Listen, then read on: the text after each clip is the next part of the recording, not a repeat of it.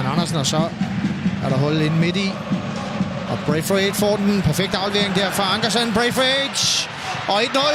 Det skulle selvfølgelig komme fra ham. Han har været den store profil, efter han kom på banen, da Esbjerg var uheldig med en skade, og bringer altså vestjyderne foran med 1-0. Det første mål i umindelige tider for Esbjerg Gens. Han har altså scoret en reserve, men vel at mærke en reserve, der virkelig har sat sit store aftryk på kampen foreløbig. Ja, vi så det jo ikke for mere end 2-3 minutter siden. 2 afleveringer. Så gav det næsten friløber ved tidligere lejligheder her. Jamen altså, når først han kommer foran sin modstander, så har han så meget hurtighed, at han kunne holde afstanden.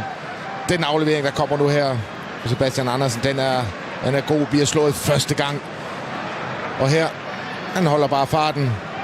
Og når Dumitz altså ikke ned. Og selvom han egentlig er en spidsvinkel, læner sig lidt over til venstre her, får han lige løftet hen over brystkassen på Tørnes. Og at det skulle komme fra ham her, ja, det kan vi kun synes er retfærdigt, når det skulle være en Esbjerg-scoring.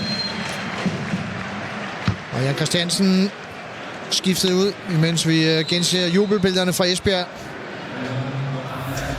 I stedet er kommet en debutant, Risa Durmisi, ind i stedet for 18-årig førstegangsoptrædende på Brøndbys bedste mandskab.